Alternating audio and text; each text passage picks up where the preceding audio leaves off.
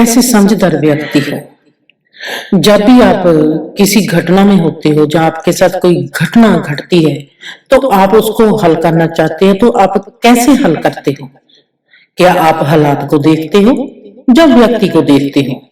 हालात को देखकर जब फैसला करते हैं तो कैसा फैसला आप कर पाते हो? अगर व्यक्ति को देखकर फैसला करते हो तो कैसे करोगे? जैसे कि मैं आपको एग्जाम्पल के साथ बताती हूँ। अगर मैं देखूंगी तो कैसे देखूंगी एक घटना को, जैसे कि हमारे ही घर में कोई झगड़ा होता है और मैं देखती हूँ, जैसे मैंने देखा है शुरू से ही, मैं देखती हूँ कि आज मेरे बापूजी ने घर की चीजों को तोड़ा है, और जो मेरा चाचा है वो बापूजी को शांत कर रहे हैं। घटना कैसी भी घटे, सबसे पहले व्यक्ति का स्वभाव क्या है ये देखना जरूरी होता है। बापूजी ने चीजों को तोड़ा है, ये बात बहुत गहरी है, क्योंकि बापूजी का स्वभाव है नरम, और वो ऐसा काम कभी करते नहीं। अगर आज ये काम हुआ है कि बापूजी ने जिस चीजों को तोड़ा है, तो कोई खास वजह होगी। चाहे आज की घटना का दोषी बापूजी ज्यादा दिखाई देते हैं, उनका दोष ज्यादा दिखाई देता है, पर हम जब भी गहराई में से देखेंगे उनका दोष नहीं होगा। दूसरा एग्जाम्पल है कि मैं देखती हूँ कि चाचा गुस्से वाला है, पर आज वो बापूजी को शांत करता है। मैंने देखा है कि सदा ही चाचे का स्वभाव है चीज को तोड़ना। वो गुस्से में, क्रोध में चीजों को उल्ट पुलट करता है, चीजों को तोड़ता है, पर आज उसने नहीं तोड़ी। आज बापूजी ने तोड़नी शुरू की है। इसका मतलब है कि बात गहरी है। मैं 24 घंटे आराम जरूर करूंगी, मेरी समझ में बात बाद में आएगी।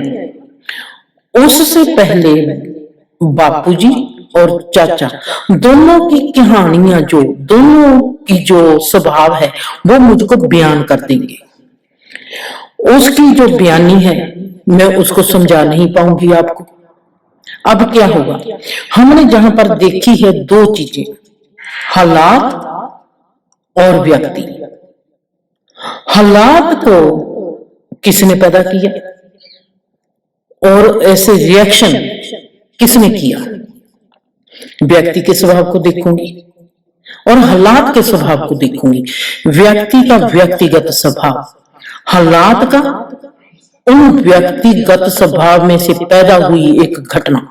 अब जहां पर एक और स्वभाव देखना है वो है इंसानियत का। एक स्वभाव देखना है जीवन का, इंसानियत का स्वभाव देखना है, और जीवन कैसे काम करता है उसका स्वभाव देखना है। इंसान जो होता है जो सदा ही खुशहाल माहौल का चाहवान होता है। इंसान को चाहिए सदा ही खुशी, सुख, प्यार, शांति। जो जीवन होता है वो सदा ही शांत रहने का चाहवान होता है, चुप रहने का चाहवान होता है।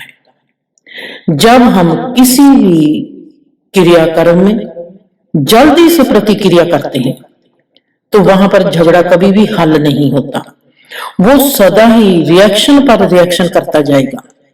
रिश्ते भी थक जाएंगे, व्यक्ति भी थक जाएगा, पर मसला कभी भी हल नहीं होगा। इसलिए कभी भी इंसान बनने का व्यक्ति को मौका नहीं मिलता। अगर हम जल्दी से रिएक्शन नहीं करेंगे, सोच विचार करने का अपने आप में फैसला करेंगे, हमारे रिएक्शन में रिएक्शन नहीं होगा, तब हमारे में एक्शन उठेगा। जो भी फल मिलता है जिंदगी में वो सदा ही एक्शन को मिलता है, रिएक्शन को कभी भी फल नहीं मिलता। हम रिएक्शन करते जाएंगे, उसका कोई फल नहीं होगा। जो भी निकलेगा वो हल नहीं होगा, हम टूट जाएंगे, थक जाएंगे, वो हल नहीं होता। एक्शन जो होता है जिसका फल मिलता है वो होती है बहार ऋतु। रिएक्शन जो होता है जिसका फल नहीं होता वो होता है पतझड़ ऋतु।